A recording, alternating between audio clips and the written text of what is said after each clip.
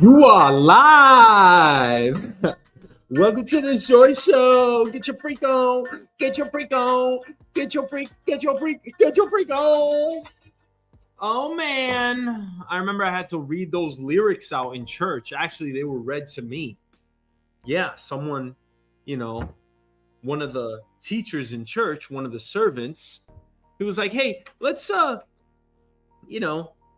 don't we actually review what these lyrics say?" So you know what he said? He read out the lyrics for "Get Your Freak On." And then he read out the lyrics for "Turn Me On." You remember Kevin Little? Kevin Little. You remember him? Kevin Little. Turn me on, turn me on. You remember that? Oh yeah. And I was like, oh shit. I was like, this is not good. Now we'll take a look at the lyrics again. Oh yeah, it's a big ass dance hall, Mozart alongside Kevin Little. Girl, caress my body. You got me going crazy. No, this is how he read it, right? He was like, you better change your mind. You're going home. You're going home with me tonight. Let me hold you. Girl, caress my body. You got me going crazy. You churn me on, churn me on. Let me jam you. Girl, whine harder on me. You got me going crazy, you. Turn me on, turn me on. That's what they were doing to us in church. No, actually, I really appreciated it. I'm not going to lie. When I first heard it, I was like, oh, shit. I was like, damn, those lyrics are crazy. Because guess what? I'm one of the few people out there that doesn't really listen to lyrics. I can't tell you what anyone says. Eminem, 50 Cent, Lil Wayne. Drake. I can't tell you what anyone says. That's why when somebody hears me, listening, somebody sees me listening to a song, I'm like, what song? And they're going crazy. They're like, yo, that rapper sucks, bro. Yo, he sucks, bro. He's trash. I'm like, I don't care. I need a beat. What's wrong with you?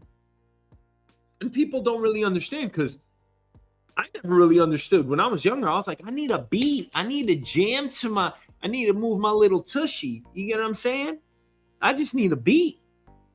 But everybody else out there, I think the overwhelming majority listen to lyrics. So they're like, oh yeah, and they could recite all the lyrics. And I'm like, yo, I need a beat.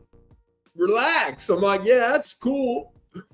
But I need a beat. I don't know what the hell these guys are saying. But then you see this, you see what Kevin Little is saying. Or Missy Elliott, get your freak on. Right? I mean, you look at the lyrics there. Let's look at Missy Elliott's lyrics. Hit me. Give me some new shit. Yeah, I'm the hottest round. I told your mother, oh, y'all can't stop me now. No, you got to read it just like verbatim, regular English. And if you want me, then come on, get me now. Is you with me now? Then biggie bounce. I know you dig the way I switch my style. I switch my style. People sing around. Now people gather round. Now people jump around. Go get your freak on. Go get your freak on. Go get your freak on. Go get your freak on. Go get your freak on. Go get your freak on. Go get your freak on. I mean, those lyrics aren't the worst, Shh, hush your mouth. Silence when I spit it out in your face. Open your mouth. Give you a taste. Holla, ain't no stopping me. Copywritten, so don't copy me. Y'all do it sloppily, and y'all can't come close to me. I know you feel me now. I know you hear me loud. These lyrics aren't so bad. But again, if you hear them in church, everything changes. Then you're like, oh shit, maybe I shouldn't be listening to Kevin Little Turn Me On. Maybe I shouldn't be listening to Missy Elliott Get Your Freak On. But again, I feel like I can't really get in trouble for any of that because I don't listen to lyrics anyway. Boom! Let's go. All right, let's get into our first topic because we're talking about tips, and we ain't talking about those tips. We are talking about, should we end America's tipping culture? We are in the midst of the tipping debate, the tipping debacle. Now, do you like tipping? Most people, I don't. This is how I feel about it. I worked at Starbucks. I worked at Subway. I was a waiter. So I did all the jobs. I never asked for tips, never wanted tips. Nobody ever asked or want, right? You just, if the tip comes, it comes. Does it change your pay? It does. And we're going to put up a graphic that's going to demonstrate all of this. But first, we're going to get to the Shake Shack video that's making headlines right now, because apparently if you dine in at Shake Shack and you don't leave a tip, they will charge you more. So we're going to check out this video real quick.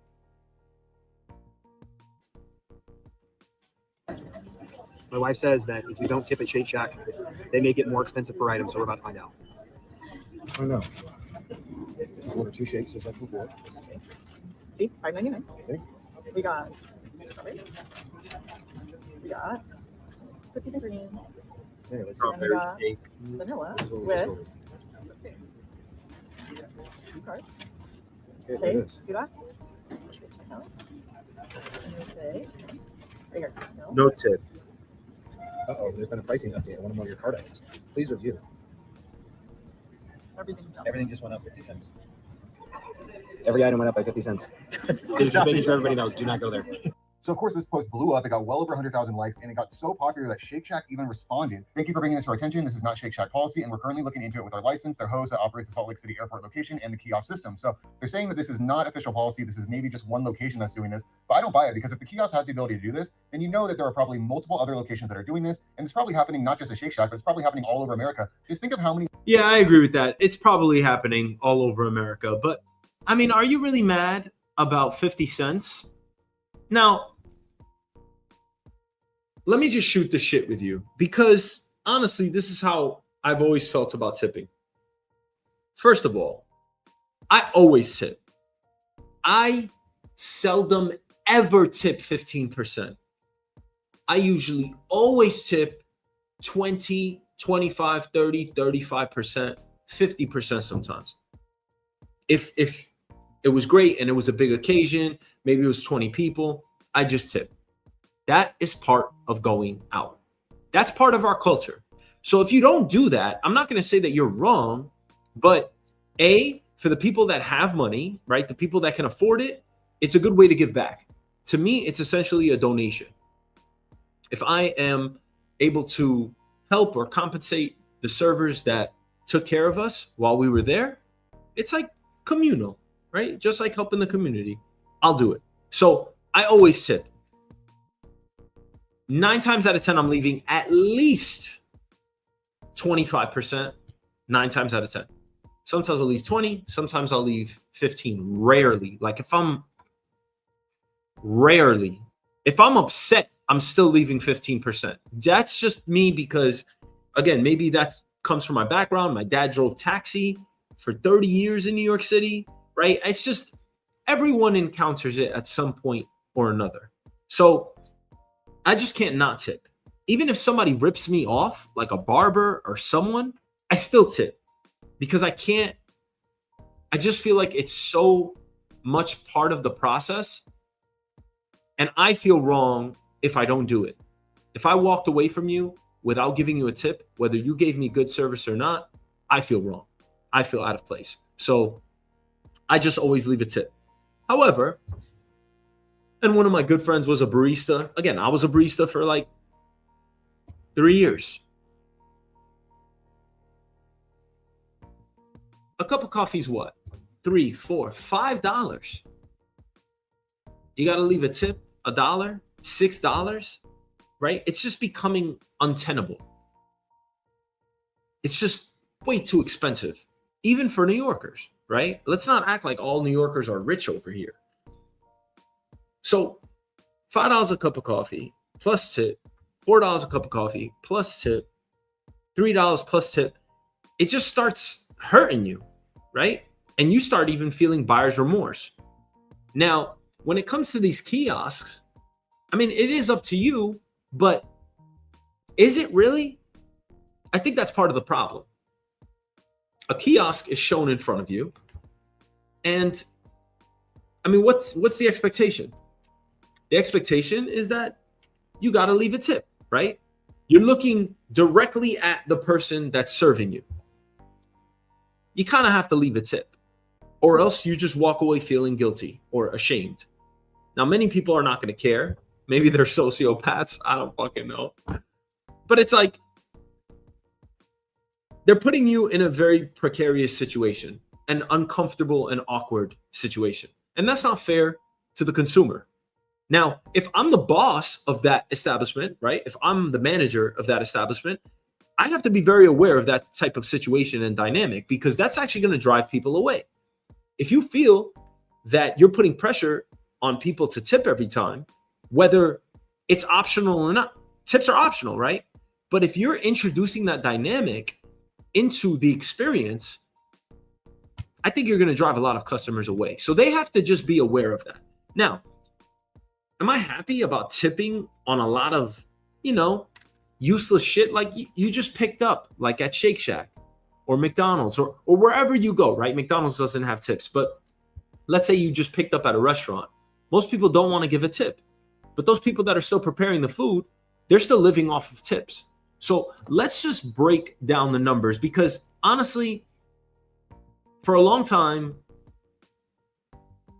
I was anti-tip. I was like, why aren't we more like the Europeans in this regard? Why don't we just do away with the tips, raise wages? A lot of people have made this argument in the past, right? Give them a substantial living wage and stop putting pressure on the individuals, the consumers. But let's break down the numbers. Now, in New York City, a tipped food service worker can receive a cash wage of $11.35 an hour. If we simply raise that wage by 20%, it would only become about $13.60 an hour. Now that sounds better until you calculate the tips. Imagine a server works 8 hours and handles $1,000 in sales. At an average tip of 18%, that produces $180 in tips. If the server keeps all of it, that's $22.50 an hour in tips. Add the $11.35 cash wage, and the server's total compensation becomes $33.85 an hour, or about $271 for the shift. So eliminating tipping and paying this person $13.60 an hour would be an enormous pay cut. To make them whole, the restaurant would need to guarantee approximately $33.85 an hour. Now, where would that money come from? Of course, the menu. So replacing $180 in tips requires an 18% menu increase. Once the restaurant pays employer payroll taxes and related wage costs, the necessary increase becomes approximately 20 to 21%. So instead of paying a $100 menu subtotal plus an 18% tip, we might see a menu subtotal of around $120 and then pay sales tax on that higher price. The final bill could actually be slightly more expensive than under tipping. Now, of course, you can play with these numbers to get different outputs, different results, but we're trying to establish what feels better for patrons and what raises the overall quality of life for these servers. Because, I mean, many of these servers, they've got to perform for you, kind of, right? I'm not calling them actors and actresses, but it also gives, part of the tipping culture is that it also gives the customer power over the worker's income.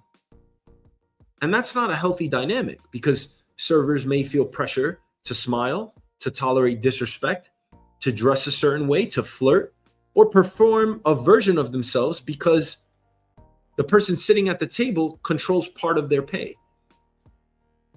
Research has actually connected dependence on tips with increased vulnerability to harassment. And there's been a lot of videos documented showing this. Waiters and waitresses have been very outspoken about this. So which system is better? A guaranteed wage with higher menu prices, or tipping with higher earning potential but less predictable income? And I actually started this believing that we should eliminate tipping completely.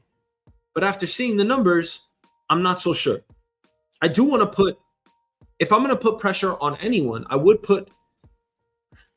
probably put more pressure on the businesses, because ultimately they have to take care of their staff. But ultimately the consumer pays the price. That's how it always works. So it's either we're tipping 20% or we're raising menu items by 20%. Either way, the consumer is going to have to foot the bill. At this point, depending on how you run the numbers, it kind of seems arbitrary. Now we are assuming 18% tips on the left-hand side here. Maybe that's not realistic. Maybe tips are closer to 10%. So then maybe the no tipping model makes the most sense. Raise their wages indefinitely, remove tipping from the dynamic, make it super optional. Somebody could just leave cash on the table if they wanted to. I think that's a good enough alternative. All right, next topic.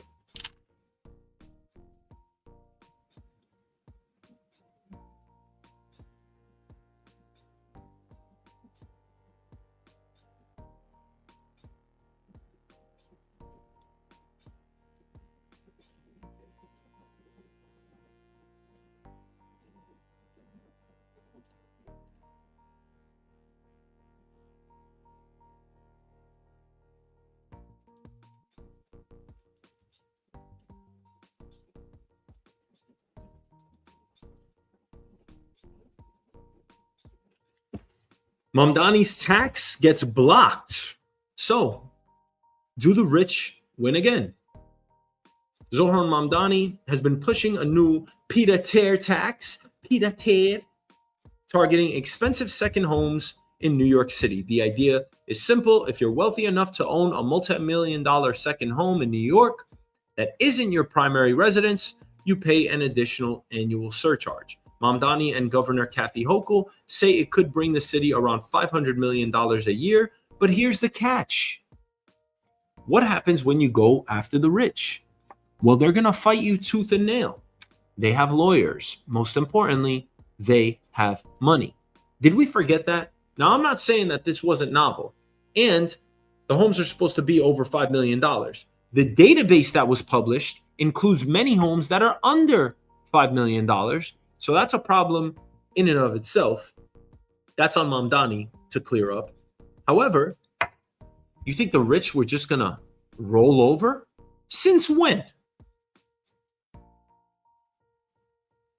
And now, before we even find out how much money it can actually collect, because Mamdani made it sound pretty easy, right? The way he rolled this out, he made a really spiffy video. I thought it was pretty entertaining. A judge has temporarily blocked the rollout. 3 homeowners sued the city, arguing that the implementation was flawed and improperly put the burden on homeowners to prove their properties were exempt.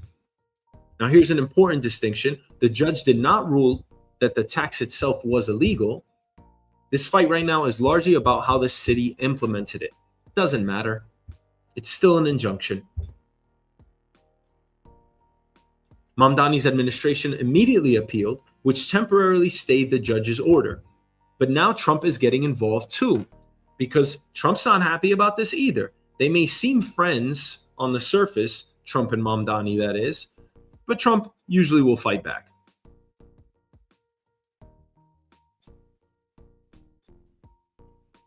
Before that happens, though, the judge says the city mishandled the taxes rollout and homeowners should get the chance to plead their cases. Jonathan Turley with this. It is not shaping up to be a bonanza for New York in terms of the tax revenue they're losing by really chasing the wealthy out of the city. It's not going to cover that loss. But you see this is the reaction of Mandami really reveals what's really going on here, which is a class war. Many of these people on this list are objecting were Mandami supporters, and they just didn't think that the mob would come for them. Let's get a full before that happens, though.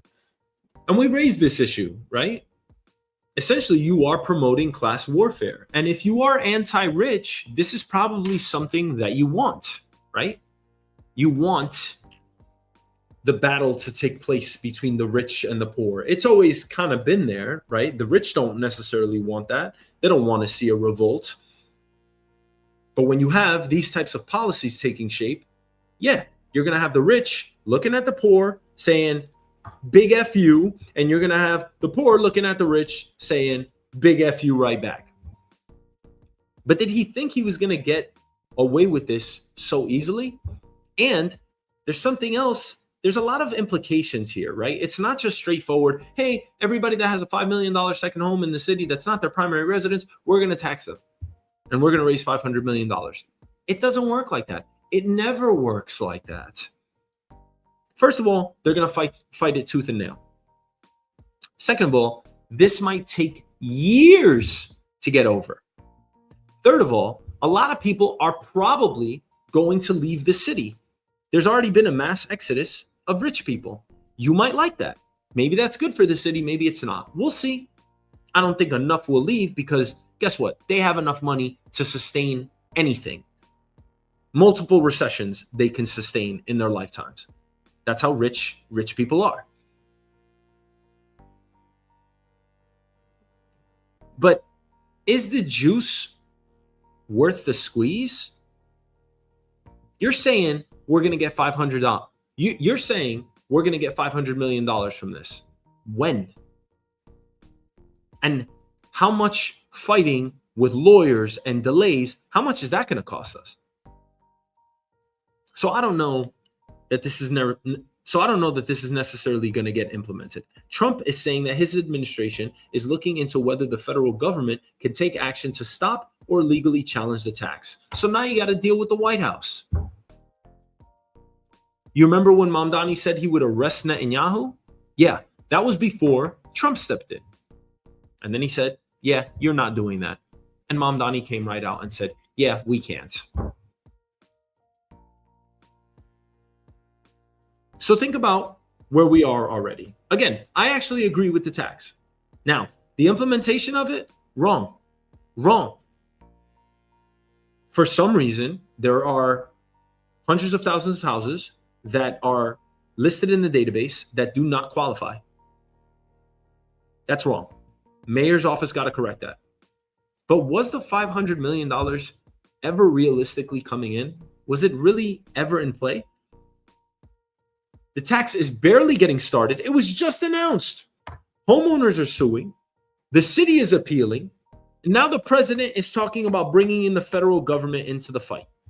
Even New York City Comptroller Mark Levine has estimated that depending on exemptions, on valuations and how wealthy homeowners respond, collections could actually come in closer to $340 million to $380 million.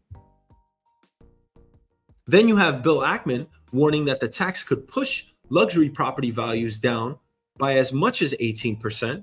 So what happens when the people you're taxing have the resources to not only fight you, but to leave? And again, maybe that's the hidden agenda here. Let's make it so uncomfortable, so untenable for the rich that they just leave. Would that make New York City cheaper? Because I think that's the angle here, right? That's what we're all trying to that's what we're all trying to achieve. A much more affordable New York.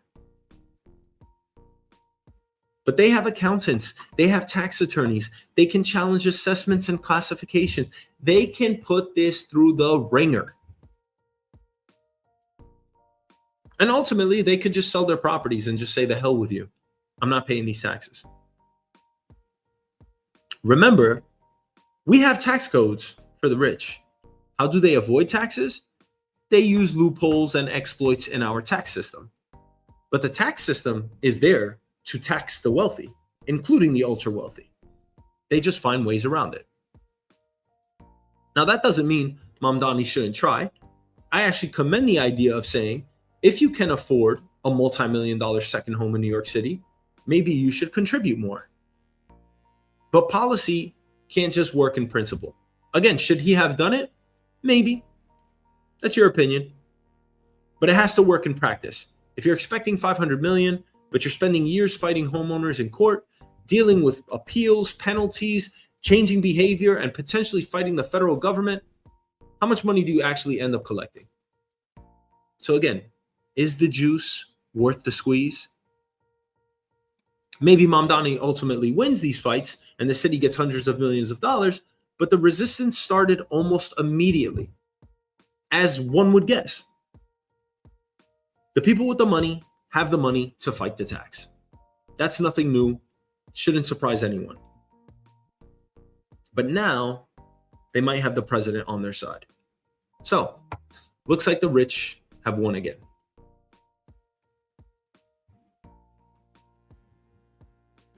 Peter Terror. Oh, I love this. I love newspapers. Newspapers, magazines. I hope these never go away. This whole world is going to change, y'all. I just hope they never go away. I mean, we just love them.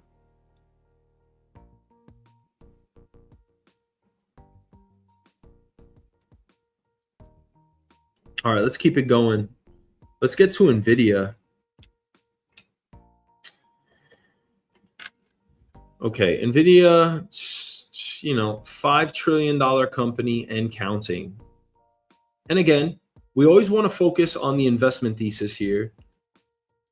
I don't tell anyone to buy stocks. I tell them to buy ETFs. However, if you're going to buy stocks, do your research and buy Ferraris. NVIDIA's a Ferrari. Google's a Ferrari. Amazon's a Ferrari. Don't get cute with your money. Now, NVIDIA wants Wall Street to start treating AI compute like real estate. Yeah, just like power plants and toll roads. Now, what does that actually mean? Jensen Huang, NVIDIA CEO, just announced a partnership with Apollo, BlackRock, Blackstone, Brookfield, Goldman Sachs, and KKR, designed to mobilize more than $500 billion for AI infrastructure.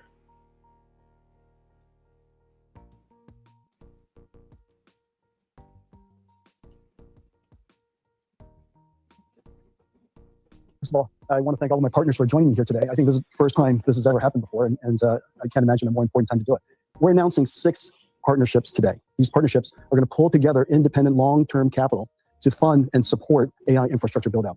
This is an extraordinary time, as you know, because this is the first time in some 60 years that the computing industry is going through a fundamental platform shift from the way that software was done before to the way that it's going to be done in the future, called artificial intelligence. Fundamentally, what's different about this industry and this way of doing computing is that the computer is now part of the infrastructure, like electricity, like the internet. And so you have to think about it like its infrastructure and build it out accordingly. Every company will be powered by it. Every country will build it. And so we're talking about an extraordinarily significant infrastructure build. This is What a very hefty price tag, too. It's a hefty price tag. Each gigawatt is something like $50-60 billion. And so there's energy involved, there's land power and shell involved, and of course there's the computing part of it. This is, of course, also a milestone for our company. We used to build chips that we sell, and these are technology components that people buy and use. But now, NVIDIA's AI factory platform is really an investable asset, an infrastructure asset. And the reason for that is because it's productive, it's revenue generating, it is fungible, it's used by just about every cloud service provider, it runs every AI model, it runs algorithms of all different types.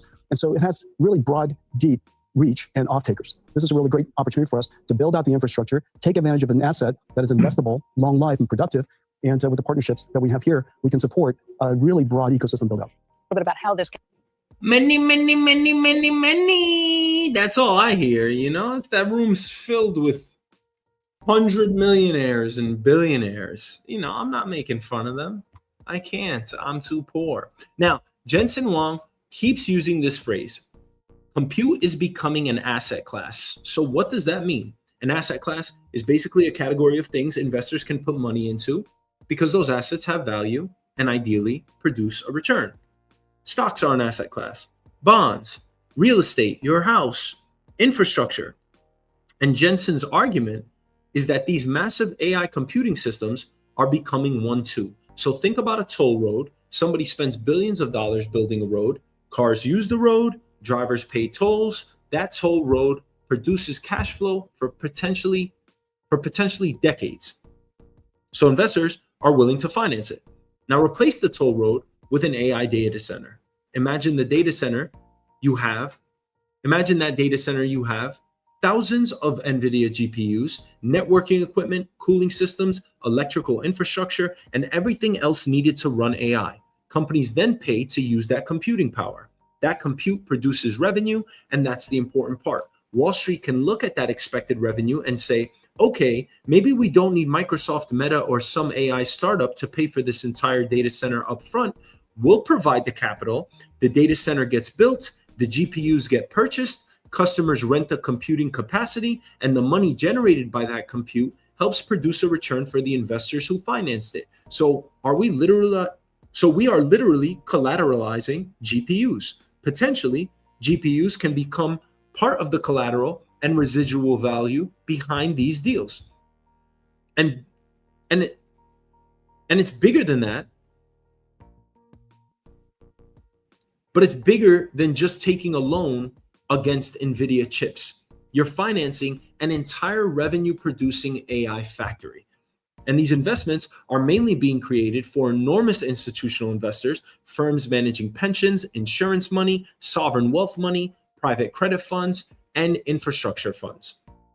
So this isn't Jensen announcing that tomorrow you and I can log into a brokerage like Robinhood and buy 10 NVIDIA GPUs as an investment. He's creating a financing ecosystem that allows huge pools of institutional money to fund AI infrastructure. Right now, you have Google, Amazon, Meta, you have all of these companies raising money on the debt markets, right? They are selling bonds so that they can finance these AI data center buildouts. And you heard Jensen Huang there. Each one of these can cost $50-60 billion. So why not go to these private credit firms and raise the money that way? Go to the big institutional investors, the BlackRocks, the Blackstones, the Goldman Sachs, the KKRs, and fund it that way. It's just like a mortgage-backed security.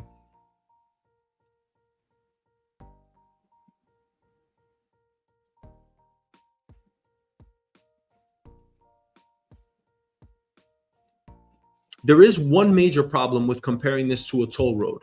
A toll road doesn't become technologically obsolete every few years. A road built 20 years can still a road built 20 years ago can still collect tolls today. GPUs are different. The accounting life for this kind of computing equipment is often around 5 or 6 years, and some companies have already shortened that because AI technology is advancing so quickly. Amazon, for example, reduced the estimated life of some of its servers and networking equipment from 6 years to 5. And that's where this gets interesting. If I finance a $5 billion AI data center today, what are those GPUs worth in year 5? Because NVIDIA itself is introducing more powerful systems constantly every single year. Jensen's response is basically that an older GPU doesn't suddenly become useless. Maybe it stops being the best chip available for training the newest frontier AI model, but you can move it down the stack. You can use it for inference, use it for smaller models, use it for workloads where you don't need the newest, most expensive chip. So we're talking about depreciation schedules. Are you going to depreciate after year 4, year 5? Or do you depreciate after year 10 because we can extend the life of these GPUs? Now, Michael Burry, famously from The Big Short, he was saying that all of these companies are actually overinflating their depreciation schedules, saying that these actually should depreciate a lot earlier than we say they are.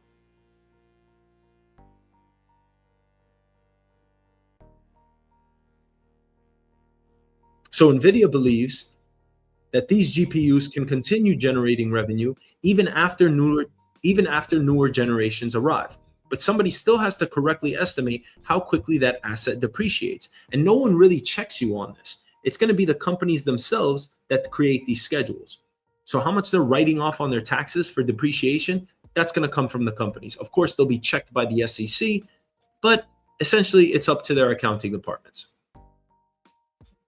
But if Wall Street assumes a GPU can generate strong cash flow for 6 years and the economics actually collapse after 3 years, that's a very different investment. And that's why this $500 billion announcement is bigger than NVIDIA just finding another way to sell chips. NVIDIA is essentially saying, we don't want the AI build out limited by how much cash technology companies have available.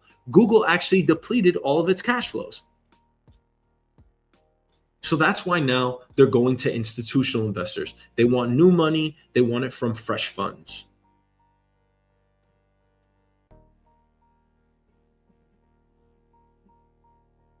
Let's bring in BlackRock, Apollo, Blackstone, Goldman Sachs, KKR. Take trillions of dollars of institutional capital that already finances buildings, power plants, roads, and other infrastructure, and give that money away to finance AI. They're already building most of America. We're just going to have them build out the AI data centers. And NVIDIA wants to be the first one to do it. If Jensen is right, compute isn't just something technology companies buy anymore. It's something Wall Street can finance. They will own the exposure, they will earn income from it, and eventually trade it around like other infrastructure assets, bonds on power plants and bridges. And that could dramatically increase the amount of money available for the AI build-out. The question is whether a rapidly depreciating computer chip really deserves to be treated like a 50-year-old toll road. And maybe 50 years is a little too dramatic, but can we extend the life of GPUs to 15 years even? Probably not. However, this is an extremely novel idea. Again, it's just another way NVIDIA and the stock market is just changing the game.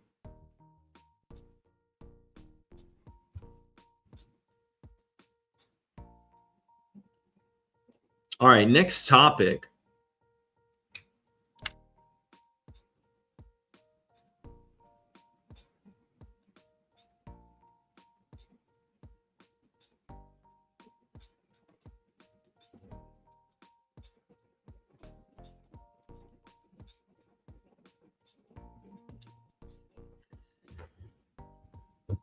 And this topic is just, I mean,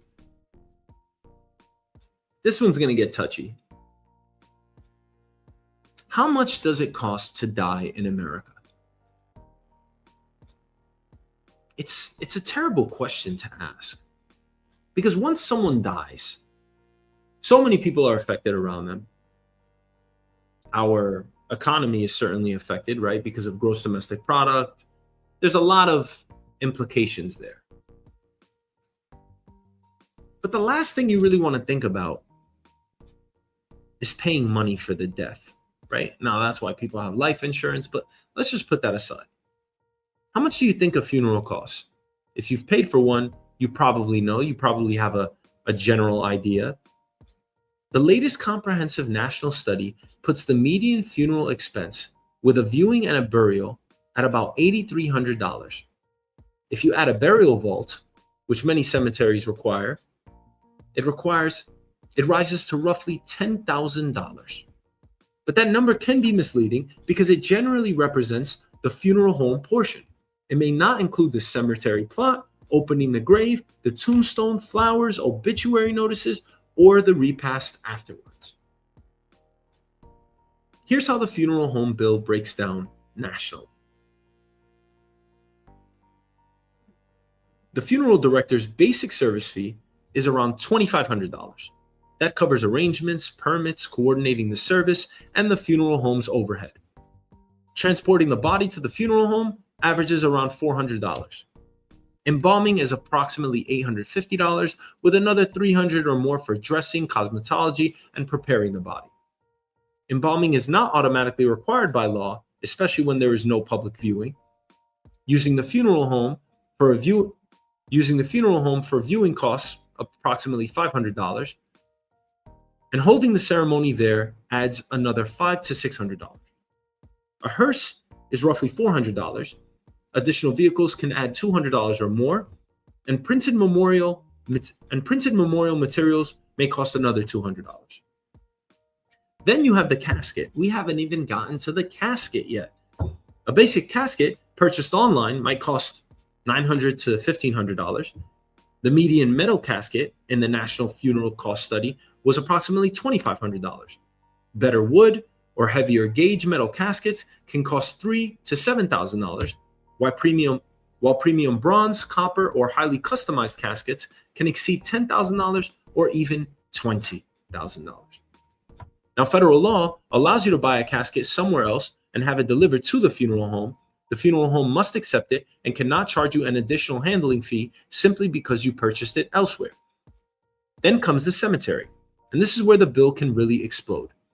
Nationally, a single burial plot can commonly cost between $1,000 to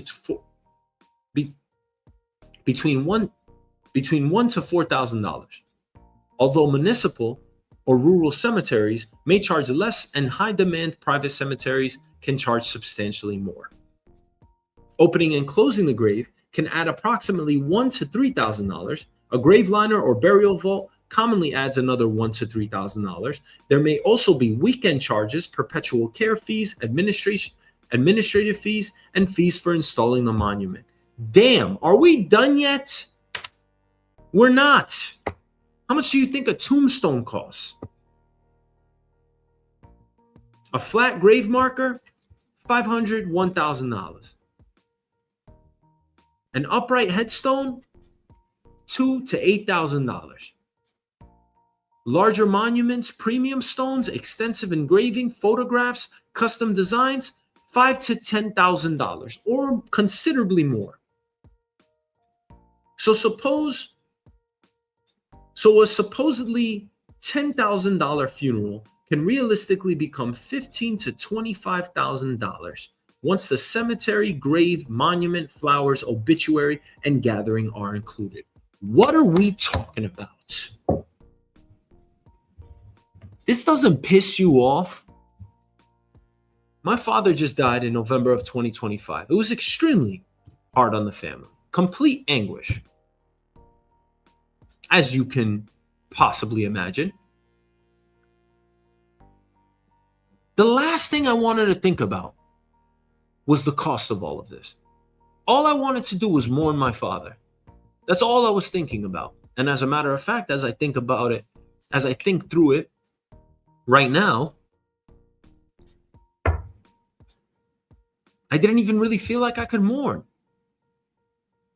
I had to stand beside my mother, and I had to take care of this, as a man should, or as anyone should. My mom is not a man, but she had to handle the experience and go through it as well, right? But as the man in the family, of course I had to be there for my mom, and I took up the expense. $500 for this, $1,000 for that, $2,000 for that, $5,000 for that, $8,000 for that. You know how much we spent on this funeral? All in, we just got the tombstone. $36,000. And I remember, of course, you can buy a casket from outside the funeral home. What am I going to do? Go on eBay? Oh, wait a second. This casket's $10,000, sir. That's the casket my mom wanted. My mom isn't some frivolous spender. It was an extremely emotional moment for her. I was not going to deny her wish. That's the casket she wanted. That's the casket we bought. I can't even remember the price. But when we purchased it, I was like, damn, I can't find this shit online. He's like, yeah, you can actually go online. I'm like, who's going to go online? I'm asking the funeral director, who's going online, buddy? And he was a really nice Italian guy, But I'm like, come on. What am I going to do? Go on Craigslist? Anybody get casket for sale? No. Of course we're going to buy it in the funeral home. Now, does a nicer casket make for a nicer memorial or burial? Casket doesn't matter. The person's dead. I'm asking, why does it cost this much money? My beloved friend, my best friend, his mother just passed. You know how much they spent on cremation and a niche in a cemetery? Still, $15,000. Who has that money? Most people don't even have $500 in their savings accounts. This comes from direct statistics from the banks. People don't have $500 in savings. 40% of us don't even have investment accounts.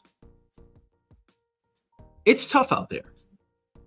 We got to pay $15,000 to bury somebody, $25,000 to bury somebody. There's something wrong here. There's just something wrong.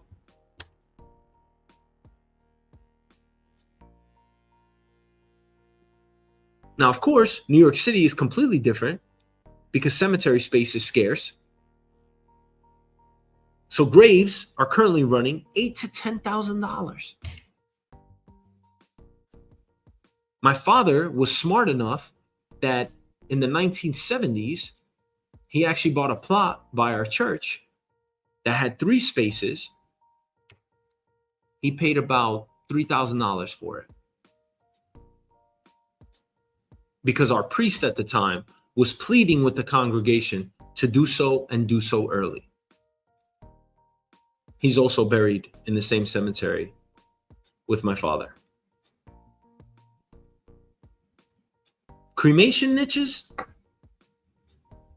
about $2,500. In New Jersey, there are graves in New Jersey, Cedar Grove, New Jersey, $20,000 for a grave. What are we talking about, y'all? Is this the world we want to live in? Because here's the conundrum. Here's the true dynamic that comes into play. It's not necessarily about the money. It's what the money ties us up into. Because I got to worry about this, then my whole life on the other side of this little seesaw, my whole life means I have to worry about money. Because this is just yet another exorbitant expense that I have to account for.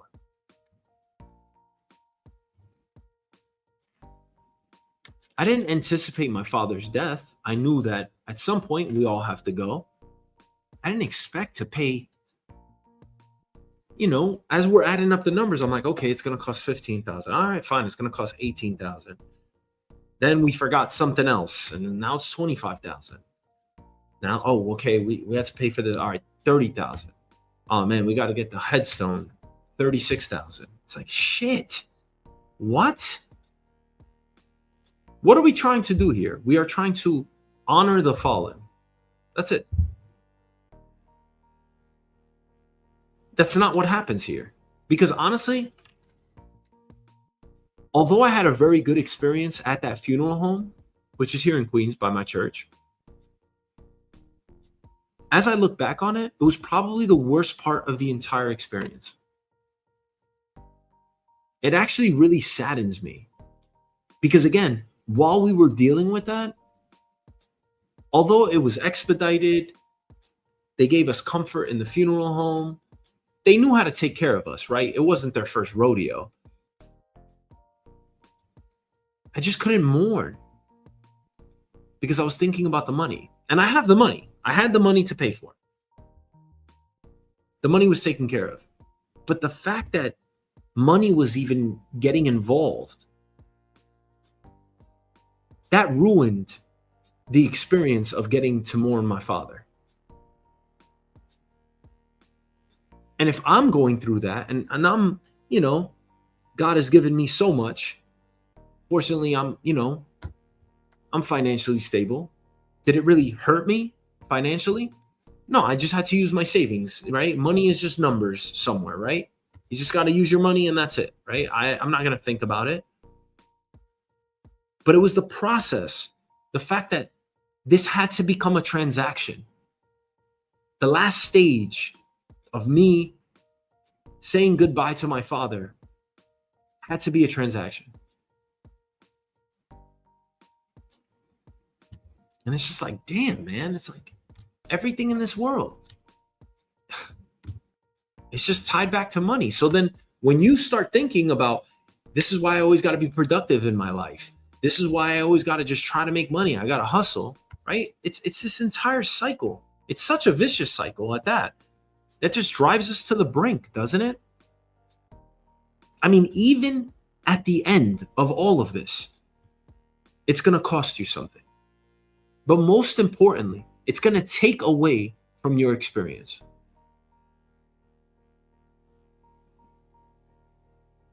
There are cemeteries in Brooklyn that have graves that are $32,000. This is before foundation and burial charges. Greenwood Cemetery in Brooklyn. They have niches ranging from $2,000 to $19,000. That means a traditional New York City funeral and burial can easily reach $20,000 to $40,000. Easily. We're talking easy. At an expensive cemetery with a premium casket and monument, far beyond that. Some people spend $100,000. And you can't say anything to those people. You can't say, oh, they got so much money or this or that. Everyone mourns differently. I mean, seriously, the last point that we need to, the last time we need to criticize someone is at that very precise moment.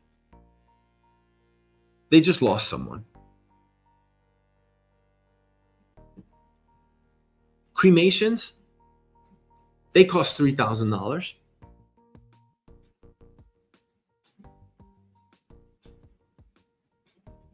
A full funeral followed by cremation has a national median cost of about $6,300.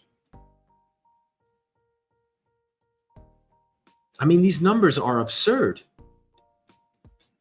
It just can't be like this. I mean, is there like no respect for human dignity and morality here? People are just trying to mourn.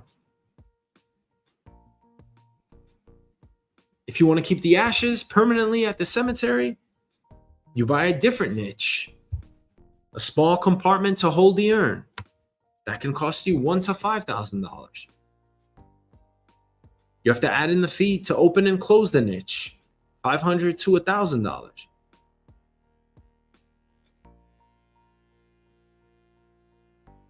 The most important point here, families are making these decisions during one of the worst moments of their lives. I mean, how many people are actually comparing prices while grieving? No one. How many even know that funeral homes, cemeteries, caskets, vaults, grave openings, closings, tombstones, niches may all be separate charges? Now, we do have a federal funeral rule that says consumers have the right to receive itemized prices and select only the goods and services they want. But when someone you love just died, how much does that protection really mean if nobody explained the system to you beforehand? And yes, I saw an itemized list when I was burying my father. That didn't make me feel any better. That didn't give me any comfort. Add it up. I'm sitting there miffed that I have to discuss prices. We weren't negotiating at that point. These funeral directors, they know that we're not. But I didn't want to deal with that dynamic. I didn't want to deal with any of that. And I understand we have to pay for everything on this earth. I just really wish it didn't have to be this way.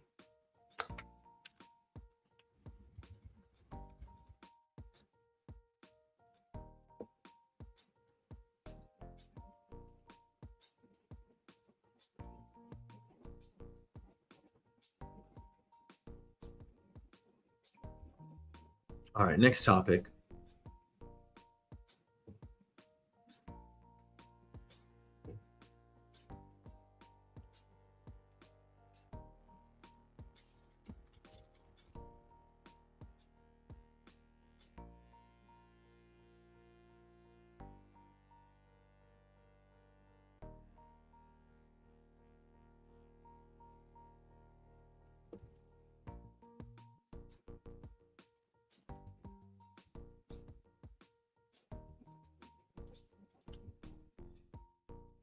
Okay, so we are fully immersed in an ICE detention crackdown. And all of these detainees are flooding the courts. But the question that I have is, are we still targeting the worst of the worst? We are not. Trump came into office promising the largest deportation operation in American history. And that's currently underway. And the way that this was constantly sold to Americans was, we're going after the criminals, we're going after the gang members, we're going after the dangerous people, the worst of the worst. Who are they? Now, as we go through this topic, I want everybody to think about an immigrant that you're fairly close to, someone that you probably smile with when you go to a supermarket, someone that you brush shoulders with, on the train, on the bus, one of your colleagues' friends, someone that you may know that may be here undocumented, illegal, seeking asylum, student visa, someone that isn't here permanently. They don't necessarily have to be illegal. Just keep them in mind as we go through this topic. Now, there is a very strong argument for getting rid of immigrants. We have to look at both sides of this, right? This is debate. We have to look at both sides of this. If you're living in another country and you don't have a legal right to remain there, that country has immigration laws. Every country has immigration laws, whether they allow asylum or not. You don't automatically get to stay simply because you've built a life there. Now let's look what this has turned into. As of the end of June of 2026, there were roughly 3.2 million active cases sitting in America's immigration court backlog. About 2.31 million of those people had already filed formal asylum applications and were waiting for an asylum hearing or a decision. Now, what is asylum in one sentence? You're asking the United States to let you remain because you're claiming you would face persecution if you were sent back to your home country. Now, that does not automatically mean you've been approved to stay. Your claim still has to be heard and decided. And this is where the system gets crazy. As of May, the average person in the immigration court backlog had already been waiting 882 days for their case to be resolved. That's about 2 years and 5 months already spent waiting. For people who had filed asylum applications, the average wait until their hearing was scheduled was about 1,764 days. That's about 5 years.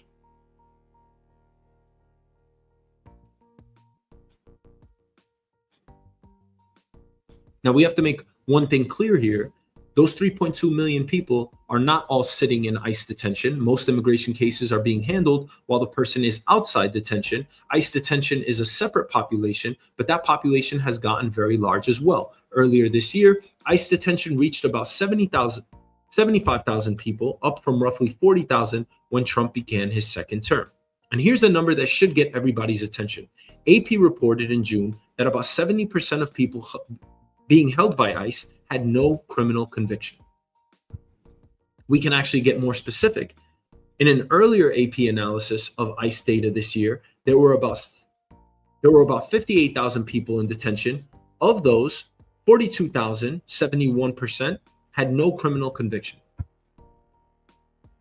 So who are we arresting here? I'm just asking. I understand that these people overstayed their visas. I understand that these people don't have a legal right to be here. I understand that our tax dollars are going towards helping them and financing them living here. However, let's look at the human argument here. They want to be here. They're paying taxes. They're contributing to the economy. They may or may not be having kids, but that would certainly help the birth rate in this country.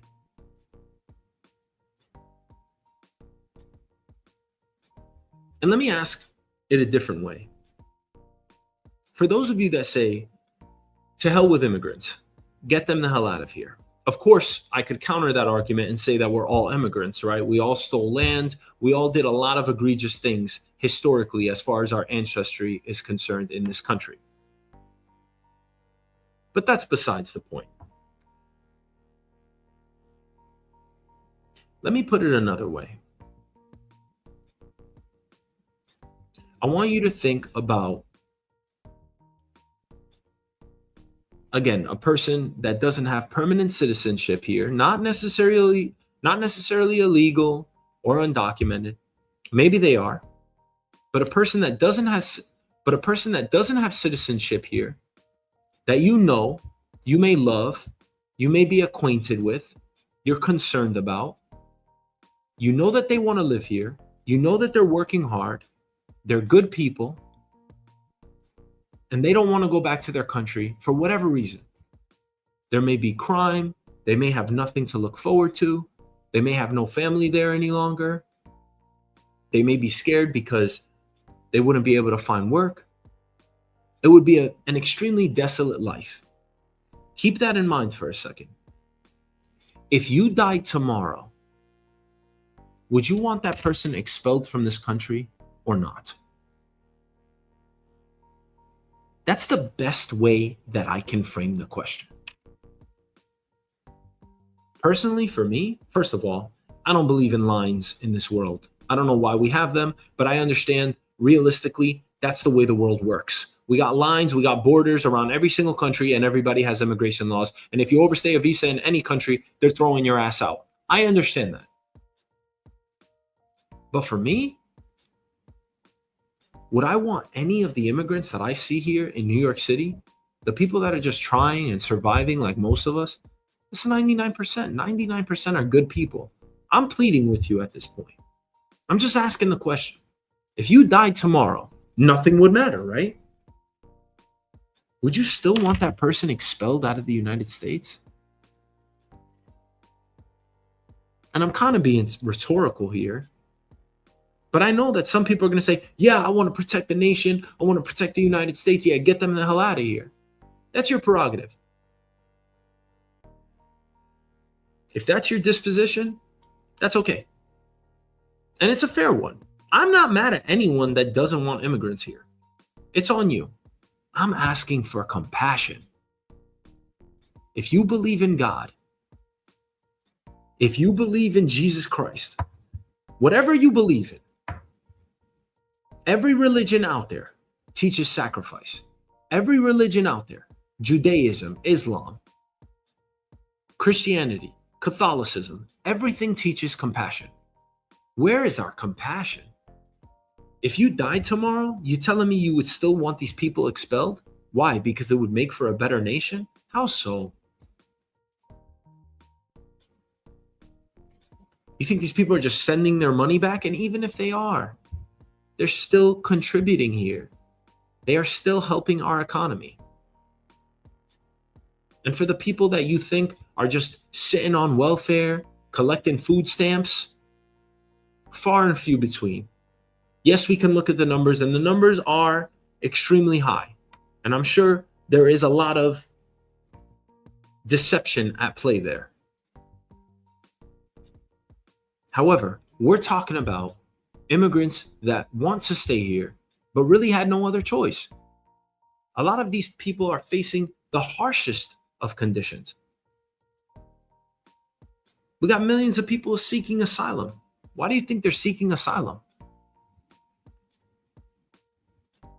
It's because the conditions in their country are not worth going back to. And I understand the argument is that these people should come here legally. That's just the process. I agree. Would I do something like this? No, I wouldn't. But then again, I wasn't born in the conditions that they were.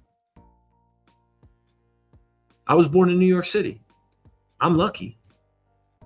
My parents were dirt poor in Egypt. My father mustered up enough money to come over here, work taxi, work in a warehouse. He figured it out. It happens. We got lucky. Some of these people feel like they have no choice. But let's come back to this other idea of arresting people with no convictions. Yeah, they're still here illegally, but they have no criminal records. They've done nothing wrong other than overstay their visa. Or maybe they're seeking asylum, but we're still detaining them? Because what I think the Trump administration is really trying to do right now is create such an environment, such a hostile one, that these people think twice or even 3 times before saying, hey, let me come to the United States.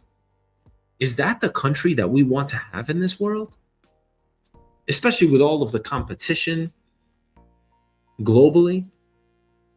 Don't we want the best of the best here? Don't we want good, hardworking people? Don't we want people that want to have babies here? What legacy do you want to live? Maybe you don't care about one. That's okay. I don't think we should get hung up on ours either. Give all the glory to God. We're all going to die, and that's that. But that's kind of the point that I'm making. We're all going to die. Do you actually want to cause harm to your neighbor before you go?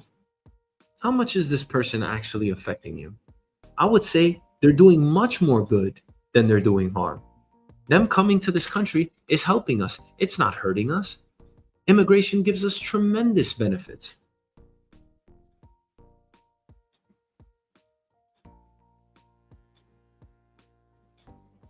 And if you died tomorrow, would you really care if they stayed or not? And if they stay here, how much harm are they doing? They're not doing any harm. We can cite people like Lake and Riley. We can cite people that got raped. Those are travesties. There's nothing I can say about that. That's where I have to zip it. And you may say, well, even one of those occurrences is enough to do away with immigration completely. I don't know that that's equal in trade-offs, but you can make that argument.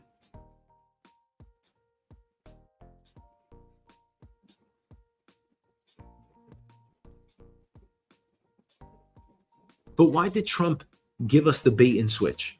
Why did he say that we were going to go after the criminals, which I think we should, right? The people that are doing bad here, they probably don't have a right to stay. The penalty should be expulsion, I think, right? Let's just be quick about this argument here, right? Let's not get hung up on semantics. Okay, you did wrong, you get expelled. Everyone else that's working in produce, on farms, the people that are your waiters and waitresses, you come into contact with people that are undocumented, seeking asylum, on temporary visas every single day. You want all of them expelled? You want less of a vibrant and diverse and a less colorful United States? I don't want that.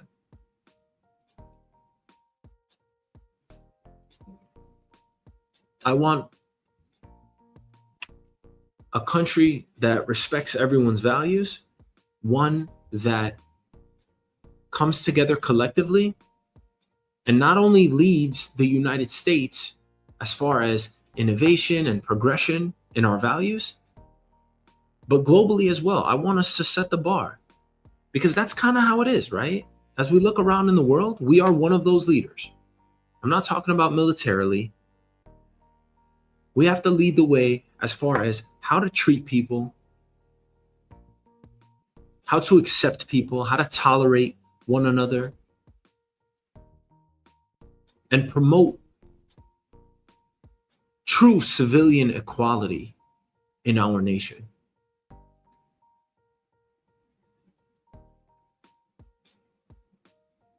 Acceptance of one another. But when we do something like this, We penalize people that are really just trying to be here and work, do their part and contribute. It just isn't fair. Some have been accused of crimes but haven't been convicted. Most of this is just pure immigration enforcement.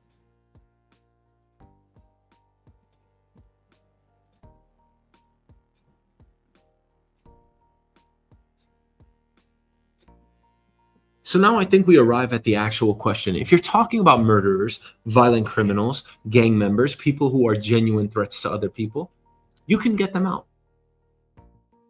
That's not a particularly difficult argument for me. But what happens when ICE picks up somebody who isn't that person?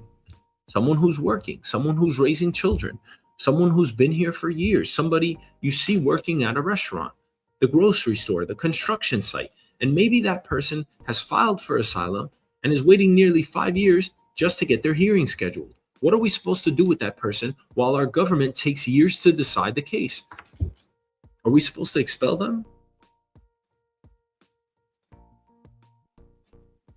Seeking asylum doesn't automatically mean you're entitled to stay, but it also doesn't automatically mean you're supposed to sit in a detention center for years while the government figures out whether your claim is valid. And this is exactly why the federal courts are getting buried in these cases. More than 40,000 petitions,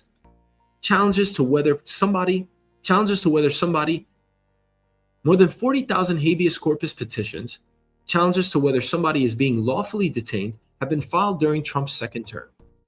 A major reason is the administration's expanded policy of denying bond to many people being held on immigration grounds. Federal judges have repeatedly been asked to determine whether those people are legally entitled to a bond hearing or release. And understand the distinction, because this is actually really important. A federal judge saying you can't legally keep this person locked up this way is not the same thing as a judge saying this person has the legal right to remain in the United States. Those are completely different decisions. One is about whether you can take away somebody's freedom while their immigration case proceeds. The other is about whether they ultimately get to stay in America. And that's where I start questioning how far we're taking this, because Trump told America about the worst of the worst. Get out the rapists, the murderers, the criminals. But when 70% of the people currently sitting in ICE detention don't have a criminal conviction, I think we're allowed to ask whether this operation has moved beyond what a lot of Americans thought they were signing up for.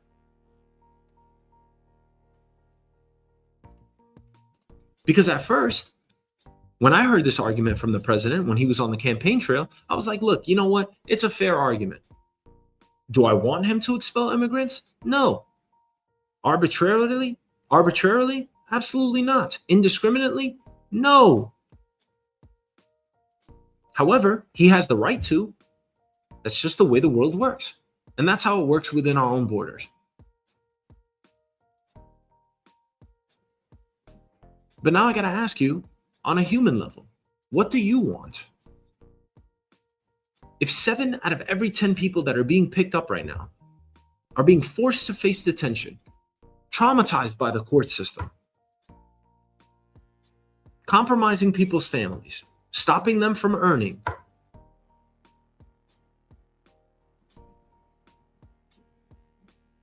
is that who you want to be sitting in a jail cell? And again, if you died tomorrow, would you still want it then? Now let's take a pause here. Forget about Trump, forget Democrats, forget immigration law for a second. What is the morally right thing to do? Most importantly,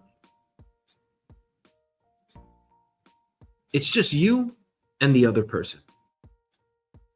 You and the immigrant, right? Immigrant's just a label, right? It's just a label for someone that isn't from your country, for someone that was miraculously born on this planet just like you were, but was born over here versus you over there. That's what we call an immigrant.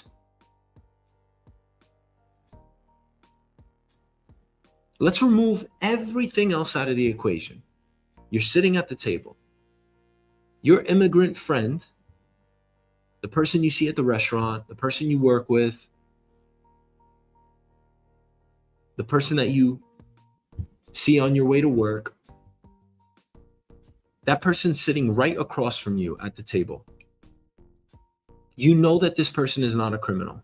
You know that this person is a family person. You know that they're sweet and kind and funny, and they've always been good to you.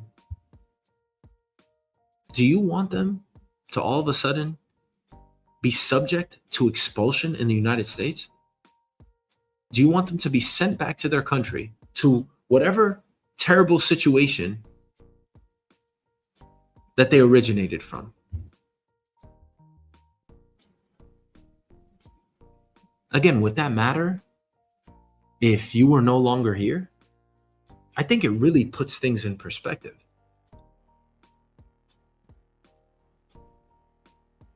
Because they didn't choose where they were born. So the fact that you got the privilege from being born in the United States with all of the opportunity, the economic advantages, the superiority of race here in this region, in this area of the world. So because they got a bad hand, they were dealt some bad cards, this is their penalty? Now you might come back and say, well, that was their choice. I would never go to another nation and overstay my visa and seek asylum in that manner. I would do it the right way. Not everybody has that opportunity. You know what has to go through your head to say, you know what, I'm going to cross the border, risk my life because I have no other choice, because the cartel runs my city, because I can't find a job over here. I can't take care of my son or my daughter. I can't take care of my wife. I can't take care of my parents. And it's either die here, a depressed and desolate life, or take the chance and go to the United States. We should be honored that these people want to come here. And I think many people are. But then the argument is always that they should come legally. Most people don't have that choice. You know how long and burdensome this process is? It could take years.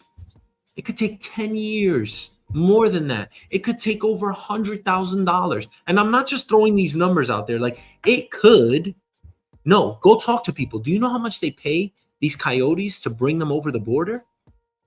To lead them the way? Usually like $50,000. And they're also told, hey, you got a 50% chance of dying, 50% chance of living. You know what mindset you have to cross the border and do that, to even attempt that?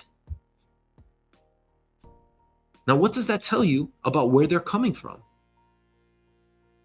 We got to have more compassion here, right? Who drew the lines? Our forefathers? Who stepped over those lines? Our forefathers? They're just lines. And again, when you put all of this in perspective, you consider that they're escaping violence, persecution, poverty, instability. Sometimes the legal answer just doesn't equate.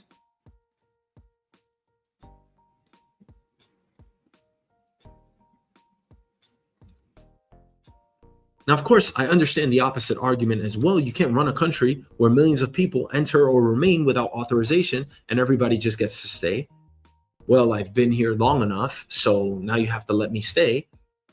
And that's certainly upsetting the public, and we can't do that to our citizens either.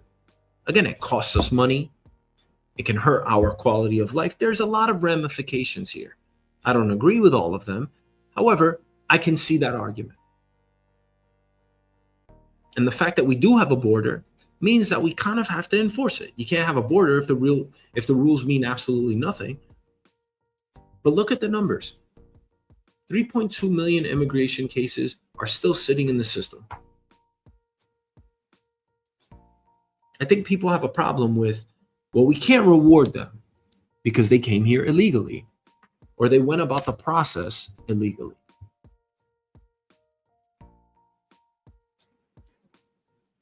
But that's an enormous amount of people, 3.2 million immigration cases flooding the courts. Now, the hardline stance is that if somebody has had their hearing, they've exhausted their appeals, they've received a final removal order, and there's no longer a legal basis for them to remain here, eventually the government has to enforce the order. But you can believe all of that and still ask another question. If somebody is not dangerous, if they haven't been convicted of a crime, if our government hasn't even gotten to the case yet, they haven't finished deciding whether they're entitled to asylum or not, why is that person sitting behind bars? Isn't that torture at this point?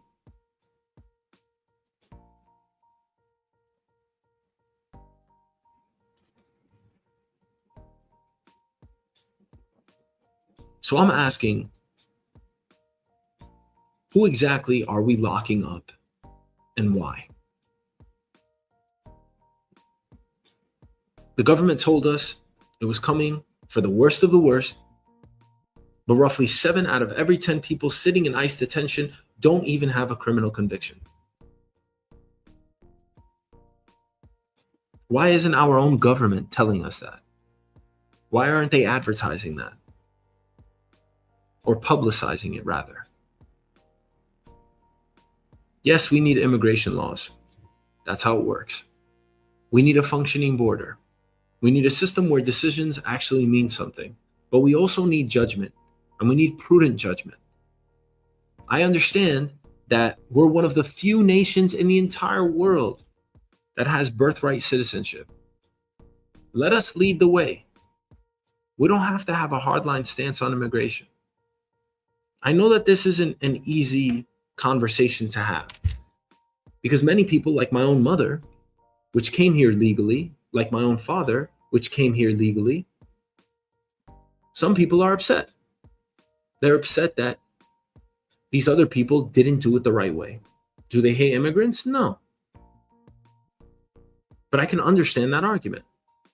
However, above all else, we have to have compassion.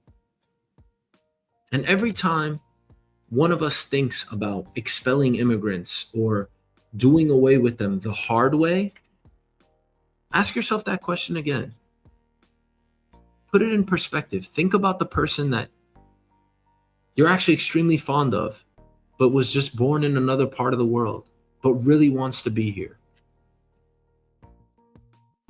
And then ask yourself, if you died tomorrow, would you want that person sent back to their country? I think that is the fairest way to look at it. All right. Thank you for watching. See you next time.